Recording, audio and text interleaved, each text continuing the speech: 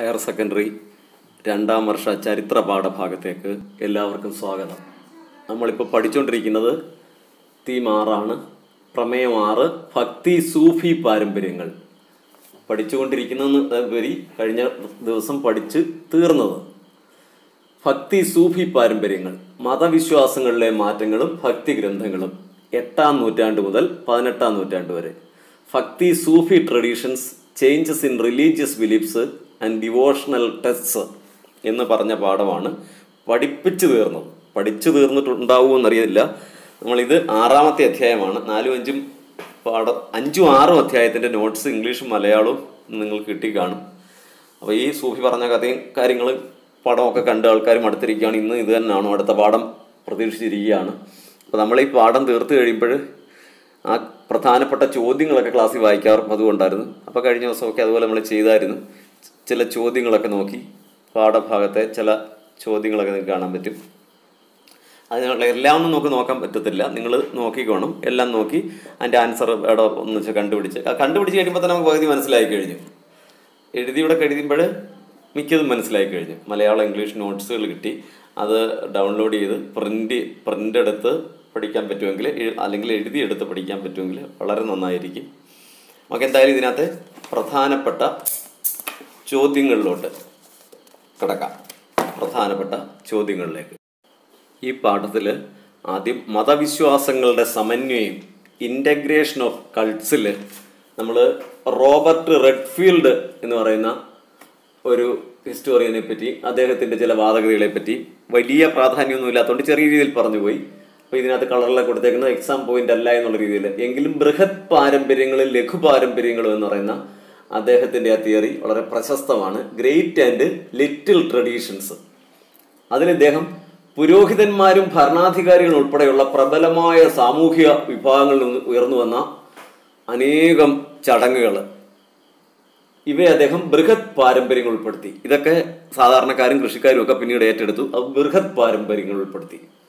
എന്നാൽ ഇതുമായിട്ടൊന്നും ബന്ധമില്ലാത്ത ധാരാളം പ്രാദേശിക അനുഷ്ഠാനങ്ങളൊക്കെ നിലനിന്നിരുന്നു. ഇതിനെ അദ്ദേഹം ലഘു പാരമ്പര്യത്തിന് ഉൾപ്പെടുത്തി. നമ്മൾ എന്നിട്ട് ഉദാഹരണം പറഞ്ഞ പുരിയിലെ ജഗന്നാഥ ക്ഷേത്രത്തിലെ വിഷ്ണുവിൻ്റെ പ്രതിമ ഒരു പ്രാദേശിക പാരമ്പര്യമാണ്. അത് പിന്നീട് ബ്രാഹ്മണ ആശയങ്ങളിൽപ്പെട്ടവരും അംഗീകരിച്ചിട്ട് ആ രൂപം തന്നെ വെച്ച് മഹാവിഷ്ണുവായിട്ട് അംഗീകരിക്കുകയും ചെയ്യുന്നു. ഞാനീ പറഞ്ഞത് ബൃഹത് പാരമ്പര്യങ്ങളും ലഘു പാരമ്പര്യങ്ങളും, അതായത് ഗ്രേറ്റ് ആൻഡ് ലിറ്റിൽ ട്രഡീഷൻസ് എന്നുള്ളതും ഒരു പ്രധാനപ്പെട്ടതാണ് എന്നുള്ളത് പറയാൻ വേണ്ടി പറഞ്ഞുള്ളതേ ഉള്ളൂ. ചോദ്യങ്ങളിലോട്ട് കിടക്കുന്നു. ഒന്നാമതായിട്ട്, who were Alvars and Nayanars, explain their activities. ആരാണ് അൽവാർമാരും നായനാർമാരും? നമ്മൾ പറഞ്ഞിട്ടുള്ളതാണ്. ആൽവാഴ്സ് എന്ന് പറഞ്ഞാൽ വിഷ്ണു ഭക്തരാണ്, നായനാർമാർ എന്ന് പറഞ്ഞാൽ ശിവഭക്തരാണ്. Explain their activities. അപ്പോൾ ഹിന്ദുയിസത്തിൽ 2 ഭാഗങ്ങളായിട്ട് വേർതിരിഞ്ഞ് നിന്ന് ആരാധന നടത്തിയവരാണ്. പിന്നീട് ശ്രീശങ്കരൻ്റെയൊക്കെ വരവോടുകൂടി ഇതിനൊരു ഒന്നിപ്പ് വന്നതും നമ്മൾ പറഞ്ഞതാണ്. അപ്പോൾ ആൽവാഴ്സിനെയും നായനാഴ്സിനെയും പഠിച്ചോണം. പിന്നെ who was Basavanna, analyse the origin of Lingayat tradition along their beliefs and practices. ലിംഗായത്തുകൾ, ബാസവണ്ണ എന്ന് പറയുന്ന ആളുടെ നേതൃത്വത്തിൽ കർണാടകത്തിൽ ലിംഗായത്തുകൾ, ഇപ്പോൾ എക്സാം പോയിന്റ് ആയിട്ട് ഒരു 3-4 മാർക്കിന് ചോദിക്കുന്നതാണ് ലിംഗായത്തുകൾ. ശിവലിംഗം ധരിക്കുന്നതുകൊണ്ട് അവരെ ലിംഗായത്തുകൾ എന്ന് വിളിക്കുന്നു. ബാസവണ്ണ എന്ന് പറയുന്ന അദ്ദേഹമാണ് ഇത് സ്ഥാപിച്ചതെന്ന് പറഞ്ഞിട്ട് നമ്മൾ അതിനെക്കുറിച്ച് പറഞ്ഞതാണ്, ചോദിക്കുന്നതാണ്. What were the 5 pillars of Islam? ഇസ്ലാമിൻ്റെ 5 തൂണുകൾ, 5 പ്രധാന കാര്യങ്ങൾ എന്തെല്ലാമെന്ന്. അപ്പോൾ നമ്മളത് വ്യക്തമായിട്ട് 5 കാര്യങ്ങളും പഠിച്ചിട്ടുണ്ട്. അത് എക്സാം പോയിന്റ് ആയിട്ട് തന്നെ ചോദിക്കുന്നതാണ്. Examine how and why rulers tried to establish connections with the traditions of Nayanars and Sufis. ഈ സൂഫികളും പിന്നെ അല്ലെങ്കിൽ നായനാഴ്സ്, അൽവാഴ്സുമാർ അങ്ങനെയുള്ള മത പ്രസ്ഥാനക്കാരുമായിട്ട് സ്റ്റേറ്റ് കണക്ഷൻസ് ഉണ്ടാക്കാൻ നോക്കുന്ന കാര്യങ്ങൾ, അത് പല സ്ഥലത്ത് പല ആൻസർ നമുക്ക് കാണാൻ പറ്റുന്നത്. തെക്കേ ഇന്ത്യയിലെ ആൽവാർമാരുമായിട്ട് നായനാർമാരുമായിട്ട് ഒരു കണക്ഷൻസ് ഒക്കെ ഉണ്ടാക്കിയെടുത്ത് വലിയ ആരാധനാലയങ്ങളൊക്കെ അവർക്ക് നിർമ്മിച്ചു കൊടുത്തുകൊണ്ടാണ് വെള്ളാളർ എന്ന് പറയുന്ന കൃഷിക്കാരെ സ്വാധീനിക്കാനും അതുവഴി അവരുടെ നികുതി വരുമാനം വർദ്ധിപ്പിക്കാനും ഒക്കെ ആയിട്ട് കണ്ടു. വടക്കേ ഇന്ത്യയിലാണെങ്കിൽ ഈ സൂഫി വര്യന്മാരെ രാജാക്കന്മാർ അംഗീകരിച്ച് കൊടുത്തത് അവരുടെ ആ ജനസ്വാധീനം കണ്ടുകൊണ്ടാണ്. ജനങ്ങൾ അവരെ ദൈവതുല്യരായി കാണുമ്പോൾ അപ്പോൾ ആ സൂഫി വര്യന്മാർക്ക് വേണ്ടി സഹായങ്ങൾ ചെയ്താൽ, അവരെ അംഗീകരിച്ചാൽ തങ്ങൾക്കും ആ പ്രാധാന്യം കിട്ടും എന്നുള്ളത് കൊണ്ടാണ് ഭരണാധികാരികൾ വടക്കേ ഇന്ത്യയിൽ അത് ചെയ്യാൻ തയ്യാറായത്. അടുത്ത question, Ziyarat and Qawwali occupies a significant place in Chishti devotionalism. Explain their role in Chishti ഡിവോഷണാലിസം.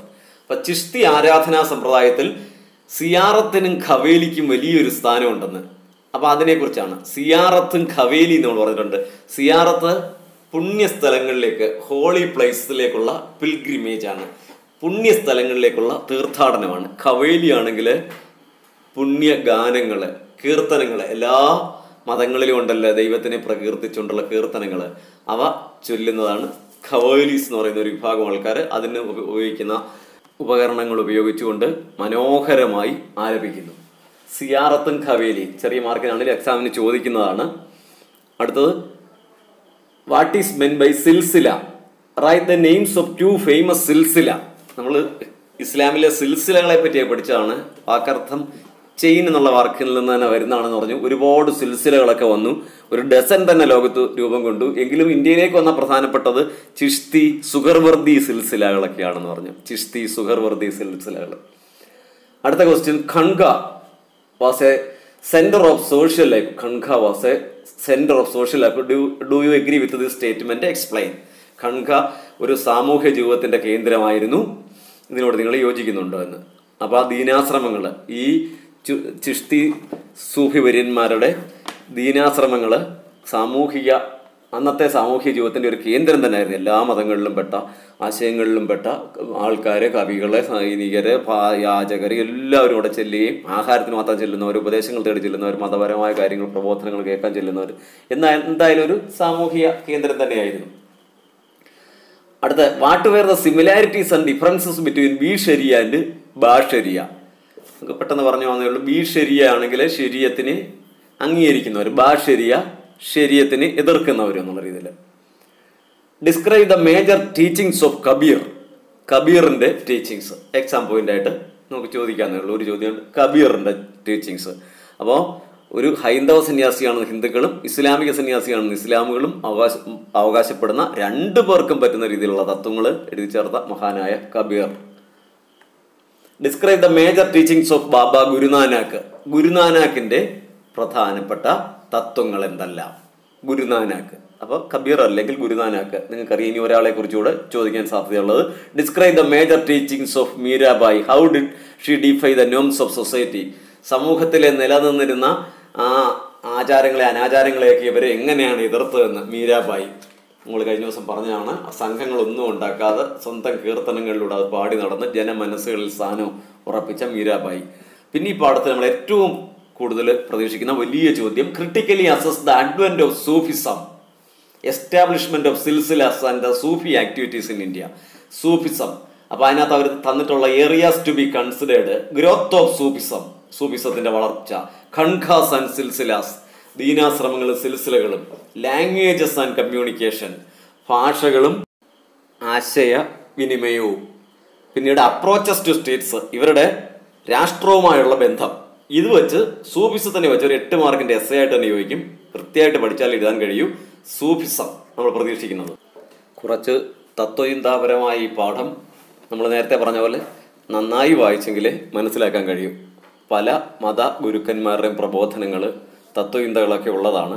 സൂഫിസത്തും പിന്നെ ലിറ്ററേച്ചറും ഇസ്ലാമിൻ്റെ സ്വാധീനമൊക്കെ ശരിക്കും തന്നെ വായിച്ചെങ്കിലേ നമുക്ക് എക്സാമിന് ചോദിക്കുന്നതുമാണ്. അപ്പോൾ അത് ശരിക്കും വായിച്ച് പഠിക്കും. എന്തെങ്കിലും ഡൗട്ടുകൾ ഉണ്ടെങ്കിൽ നിങ്ങൾ അറിയിക്കും എന്നുള്ള പ്രതീക്ഷയോടുകൂടി അടുത്ത ഭാഗത്തേക്ക് നമുക്ക് കടക്കാം. അടുത്തത് പ്രമേയം 7 വിജയനഗരം ഒരു സാമ്രാജ്യ തലസ്ഥാനം. 14-16 നൂറ്റാണ്ടുകൾ. Vijayanagara an imperial capital, 14th to 16th century. Theme 7 ആണ്. നമുക്കതിലേക്ക് കടക്കാം. വിജയനഗരം എന്ന് നിങ്ങൾ കേട്ടുണ്ടായിരിക്കും. നമ്മൾ പഠിക്കുന്ന അധികവും വടക്കേ ഇന്ത്യയുടെ സ്റ്റോറിയൊക്കെ ആണെങ്കിൽ ഇത് നമുക്ക് തെക്കേ ഇന്ത്യയുടെ, ഫോട്ടോയിലൊക്കെ കാണുന്ന പോലെ തെക്കേ ഇന്ത്യയുടെ, ആന്ധ്രയിൽ തുടങ്ങി ഇനി എക്സ്ട്രീം സൗത്ത് വരെ വരുന്ന തെക്കേ ഇന്ത്യയുടെ കഥ വരുന്ന ഒരു ചരിത്രം വരുന്ന ഒരു പാഠഭാഗമാണ് നമ്മൾ പഠിക്കുന്നത്. വിജയനഗരം പേര് സൂചിപ്പിക്കുന്ന പോലെ Vijayanagara or city of victory was the name of both a city and an empire. ഒരു നഗരത്തിൻ്റെയും ഒരു സാമ്രാജ്യത്തിൻ്റെയും പേരാണ് വിജയത്തിൻ്റെ നഗരം എന്നർത്ഥത്തിലുള്ള Vijayanagaram.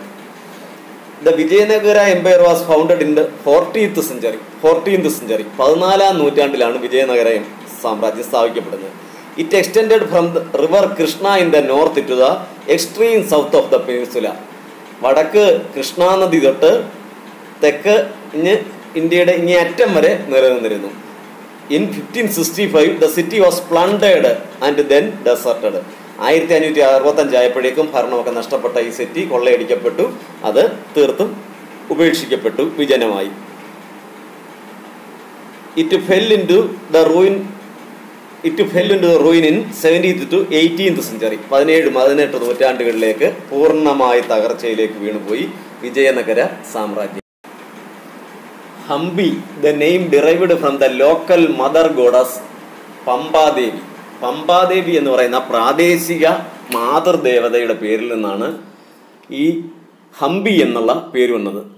The contemporaries described the Vijayanagara empire as the Karnataka Samrajya. ഇപ്പോഴത്തെ ചരിത്രകാരന്മാർ വിജയനഗര സാമ്രാജ്യത്തെ കർണാടക സാമ്രാജ്യം എന്ന് വിളിക്കാറുണ്ട്. The Vijayanagara empire was rediscovered by the historians in the first half of the 18th century. 18ാം നൂറ്റാണ്ടിന്റെ ആദ്യ ഘട്ടത്തിൽ തന്നെ വിജയനഗര സാമ്രാജ്യത്തിനെ കുറിച്ചുള്ള അറിവ് നമുക്ക് ചരിത്രകാരന്മാർ പകർന്നു തന്നു. They reconstructed its history. അപ്പൊ അതിന്റെ ഉറവിടങ്ങളാണ്. They reconstructed its history with the help of oral traditions, വാമൊഴി പാരമ്പര്യങ്ങൾ, ആർക്കയോളജിക്കൽ ഫൈൻഡ്സ്, പുരാവസ്തുപരമായ കണ്ടെത്തലുകളിലൂടെ, മോണുമെന്റ്സ്, സ്മാരകങ്ങളിലൂടെ, സ്മാരകങ്ങളെ കുറിച്ച് പഠിക്കുന്നതിലൂടെ, ഇൻസ്ക്രിപ്ഷൻസ്, കൊത്തുലിഖിതങ്ങൾ ആൻഡ് അതർ റെക്കോർഡ്സ്. അപ്പൊ ഇത്രയും മാർഗങ്ങളാണ് വാമൊഴിയിലൂടെ, പുരാവസ്തു ഗവേഷണത്തിലൂടെ, സ്മാരകങ്ങളുടെ പഠനത്തിലൂടെ, കൊത്തുലിഖിതങ്ങളിലൂടെ നമുക്ക് ഹംപിയെ പറ്റി പഠിക്കാൻ കഴിഞ്ഞു. അടുത്തതായി the discovery of Hampi. The ruins at Hampi were brought to light in 1800 by an engineer named Colonel Colin Mackenzie. Colin Mackenzie എന്ന് പറയുന്ന ഈസ്റ്റ് ഇന്ത്യ കമ്പനിയുടെ ഒരു ഉദ്യോഗസ്ഥൻ ആണ് 1800 ഹംപിയുടെ അവശിഷ്ടങ്ങൾ കണ്ടുപിടിച്ചത്. ഹംപിയെ പറ്റി ആദ്യം പഠനം നടത്തി അവശിഷ്ടങ്ങൾ കണ്ടുപിടിച്ചത്. He was an employee of English East India Company. He visited Hampi and prepared the first survey map of the site. അദ്ദേഹം അവിടെ ഹംപിയിൽ സന്ദർശിച്ച് അവിടുത്തെ കുറച്ച് ആദ്യത്തെ ഒരു സർവേ നടത്തിയ ഒരു ഭൂപടം പ്രസിദ്ധീകരിച്ചു. From 1855, photographers began to record the monuments of Hampi. It enabled the scholars to study them. 1856 ആയപ്പോഴേക്കും അവിടുത്തെ ആ കൊത്തുലിഖിതങ്ങളും കെട്ടിടങ്ങളും എല്ലാം ഫോട്ടോഗ്രാഫേഴ്സ് ഒരുപാട് സ്മാരകങ്ങളുടെ ഫോട്ടോ ഒക്കെ എടുത്ത് ഇട്ടു. അത് ഒരുപാട് പണ്ഡിതരെ അങ്ങോട്ട് ആകർഷിച്ചു. Historians collected information from these sources. ചരിത്രകാരന്മാര് ഈ കണ്ട എല്ലാ ഉറവിടങ്ങളിൽ നിന്നും അവര് ഇതിനെക്കുറിച്ച്, ഹംപിയെക്കുറിച്ചുള്ള വിവരങ്ങൾ ശേഖരിച്ചു. അതുപോലെ തന്നെ അക്കൗണ്ട്സ് ഓഫ് ഫോറിൻ ട്രാവലേഴ്സ്, വിദേശ സഞ്ചാരികളുടെ എഴുത്തുകുത്തുകളിൽ നിന്ന്, and other literature written in Telugu, Kannada, Tamil, Sanskrit, മറ്റു ഭാഷകളിലൊക്കെ രചിക്കപ്പെട്ട സാഹിത്യത്തിൽ ഹംപിയെക്കുറിച്ചുള്ള പരാമർശം, തെലുങ്കിലെ, കന്നഡയിലെ, തമിഴ്, സംസ്കൃതത്തിലൊക്കെ ഉള്ള പുസ്തകങ്ങളിൽ ഹംപിയെക്കുറിച്ചുള്ള വിവരങ്ങളെ പറ്റി അവർ പഠിച്ചു. The work to rediscover Hampi was continued under the direction of Archaeological Survey of India. Archaeological survey of India ആണ് ഇന്ന് ഹംപിയെക്കുറിച്ചുള്ള തുടർ പഠനങ്ങൾ നടത്തിക്കൊണ്ടിരിക്കുന്നത്. ആർക്കിയോളജിക്കൽ സർവേ ഓഫ് ഇന്ത്യ ആണ്. അതുപോലെ തന്നെ കോളിൻ മക്കൻസി എന്ന ഈസ്റ്റ് ഇന്ത്യ കമ്പനിയുടെ ഉദ്യോഗസ്ഥൻ, ഹംപിയുടെ കണ്ടെത്തലിന് കാരണക്കാരനായ ഉദ്യോഗസ്ഥനെ പറ്റി ടെസ്റ്റിൽ ഡീറ്റെയിൽഡ് സ്റ്റഡിക്ക് അല്ല കൊടുത്തിരിക്കുന്നത്, കളറിലല്ലാതെ കൊടുത്തിരിക്കുന്നതെങ്കിൽ പോലും പരീക്ഷാ സംബന്ധിയായിട്ട് ഒബ്ജക്റ്റീവ് ടൈപ്പ് ചോദ്യവും ചെറിയ ചോദ്യങ്ങളോ സ്ഥിരമായിട്ട് ഇദ്ദേഹത്തിനെ കുറിച്ച് കാണാറുണ്ട്. ഇദ്ദേഹമാണ് ശരിക്കും ഹംപിയുടെ കണ്ടെത്തലിന് കാരണക്കാരനായത്.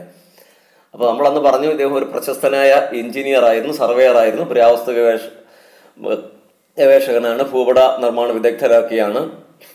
അപ്പോൾ ഇദ്ദേഹം 1815 ഇന്ത്യയുടെ ആദ്യത്തെ സർവേയർ ജനറൽ ആയിട്ട് നിയമിക്കപ്പെട്ടു. മരണം വരെ ആ ചുമതലയിൽ തുടരുകയും ചെയ്തെന്ന്. 1815 സർവേയർ ജനറലായിട്ട് തിരഞ്ഞെടുക്കപ്പെട്ട കോളിൻ മക്കൻസി ശരിക്കും ഹംപിയുടെ കണ്ടെത്തലിന് കാരണക്കാരനായ കോളിൻ മക്കൻസി.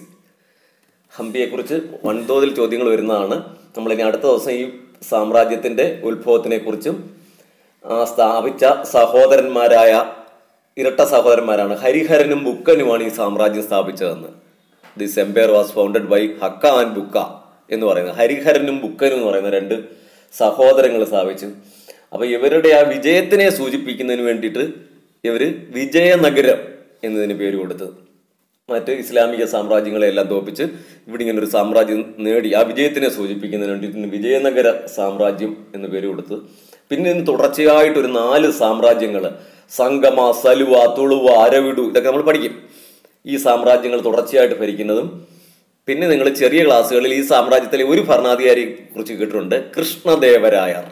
കൃഷ്ണദേവരായരെ കുറിച്ചാണ് വിശദമായിട്ട് ആകെ പഠിക്കാനുള്ള ഒരു ഭരണാധികാരി. അക്കാലത്തെ ഇസ്ലാമിക ഭരണകൂടങ്ങൾക്കിടയിൽ ശക്തമായ ഒരു ഹിന്ദു ഭരണം സ്ഥാപിച്ചെടുത്ത കൃഷ്ണദേവരായരെ പറ്റി നമുക്ക് അടുത്ത ക്ലാസ്സിൽ പഠിക്കാം. ശരി.